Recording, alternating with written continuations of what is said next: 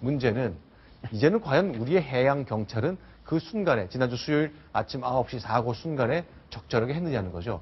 과연 한 번쯤 되짚어야 될 때가 된 것 같습니다. 김경목 기자가 우리 해경이 어디까지 할 수 있었고 어디까지 아쉬웠는지 짚어봤습니다.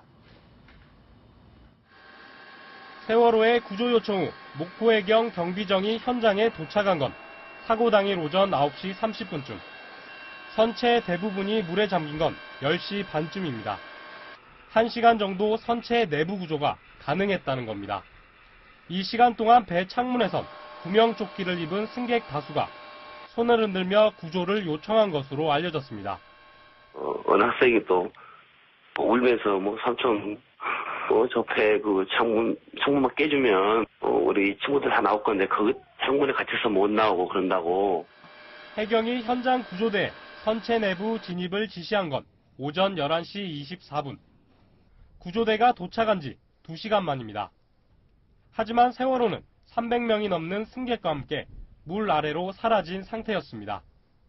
또 교실록을 보면 구조 작업을 하던 시각 이미 세월호 근처에는 크고 작은 민간 선박들이 대기 중이었습니다.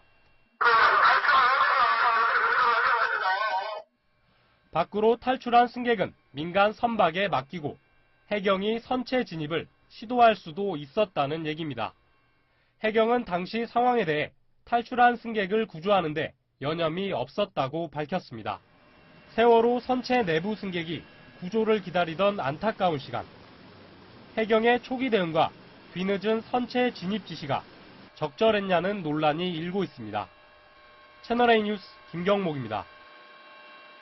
네, 김경목 기자의 리포트의 핵심은 한 가지만 꼽으라면 이렇게 배가 기울어진 상태에서 나오신 승객과 승무원들 구조만 했지 그 안에 수백 명이 아직 남아있는데 그 안에 들어간 일을 하지 않았다는 거잖아요. 그렇죠. 거기에 대해서 해경이 설명을 내놓고 있습니까? 지금 현재 해경은 네. 9시 30분에 도착했을 때 그 배가 약 60도 정도 기울어져 있었습니다. 그러니까 지금 밖에 나오는 사람들을 네. 구조하느라 네. 자기들은 안에 들어갈 그런 겨를이 없었다. 이렇게 지금 해명을 하고 있는데요. 네. 그러나 미국의 CNN, 뉴욕타임스 이런 해외 언론에서 네, 잠깐만 지금 영상을 보시면요. 자, 위쪽에 보일 텐데 저 창문 지금은 안에 빨간색 구멍조끼를 입은 듯한 분들이 그렇습니다. 보이는 지금은 거죠.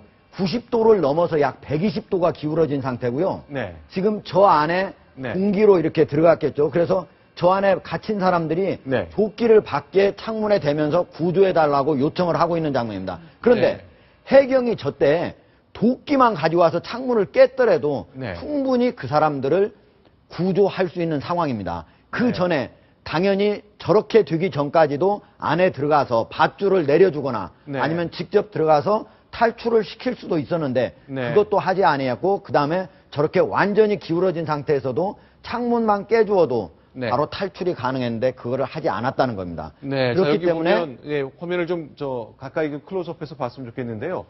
여기 불그스름하거든요. 예. 이게 바로 구명조끼 자기들이 입고 있던 거죠. 구명조끼를 우리가 여기 살아있다라는 네. 그거를 표시하기 전에 하기 위해서 바로 창문에 막 댔던 것입니다. 여러 차례. 아니 그런데 이게 적절한 비율일지 모르겠습니다만 불이 난 곳에 건물에 소방차가 왔어요. 소방대원이 건물을 빠져나온 분들 물론 도와야죠. 그런데 건물 안에 수백 명이 있어요라는 말을 못 들을 수가 없거든요. 그러면 건물을 이미 알고 들어가야 있었습니다. 되는 거 아닙니까? 예, 당연히 들어가야죠. 이미 그 세월호에서 네. 여기에 타고 있는 사람이 약 500여 명이 된다라는 얘기까지 이미 해경에 전달된 상태였으니까 당연히 구조할 수 있는 장비를 가지고 갔어야 되고 또 네. 안에 들어가서 구조를 했어야만 맞죠. 해외에 있는 여러 언론들이 이 부분에 네. 대해서 한국 해경이 왜 안에 들어가서 구조를 하지 않았는지 의문이다라고 문제 제기를 하고 있습니다. 해경 구조대는 분명히 그 선박이 완전히 뒤집어지거나 침몰하기 네. 전에 도착을 했습니다. 네. 화면 계속 보시겠지만 그런데도 지나치게 소극적으로 대응을 했습니다. 그게 문제가 되고 있는 거죠. 네, 자, 그 현장에 있었던 어민 오늘 아침 동아일보 기사를 보니까요. 자기가 직접 본 건 아니지만 이 안에 사람이 있는 거를 봤다는 사람들도 있었기 때문에 이 안에서 빨리 들어갔어야 되는데 해경이요. 자, 9시 반에 도착을 해서 11시 24분 거의 2시간 지난 뒤에 진입을 지시를 받았거든요. 아니 이 중요한 2시간을 날려버린 것 현장에서 통제해주는 누군가가 지시를 했어야 되는 거 아닙니까? 그런 베테랑 경찰들이 우리 해양 경찰에 있을 것 같은데요. 어떻게 설명해야 되는 거죠, 이건? 도저히 합리적으로 네. 그 행위에 대해서 네. 설명을 하기 어렵다고 봅니다. 그리고 네. 이제 그 이 해경의 이번에 그 직무 능력과 관련해서 네. 구조적인 문제점도 나오고 있습니다. 네. 지금 해경은요, 그 1996년에 경찰에서 독립을 한 독립기관입니다. 네, 네. 그런데 해경청장은 관례적으로 경찰청에서 탈락한 후보가 가게 돼 있습니다. 네. 그래서 해경 내부에서는 이렇게 육군이 네. 일종의 해군 참모총장을 하고 있기 때문에 이런 문제가 벌어진 거다. 이렇게도 지적을 하고 있습니다. 자, 그러니까 저 대마도 청년회장, 진도군의 대마도 청년회장 김준석 씨인데 제가 한번 읽어볼게요. 뭐라고 얘기했냐면 구조되어 온 학생들이 제발 배 유리창 좀 깨달라고 했다. 왜냐하면 친구들이 이 안에 갇혀서 못 나오고 있다고 했다. 이 어민들은 들었는데 이걸 해경은 못 들은 겁니까?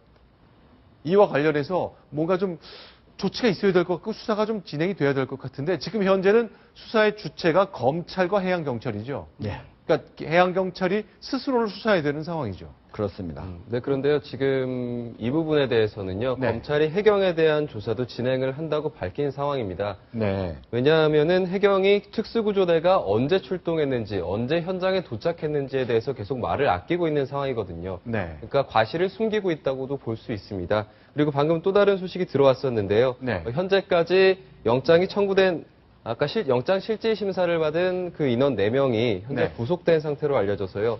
지금까지 구속 인원은 선박직 선원 15명 가운데 총 11명이고요. 그리고 나머지 4명은 지금 피의자 신분으로 전환돼서 조사를 받고 있는 중입니다. 네.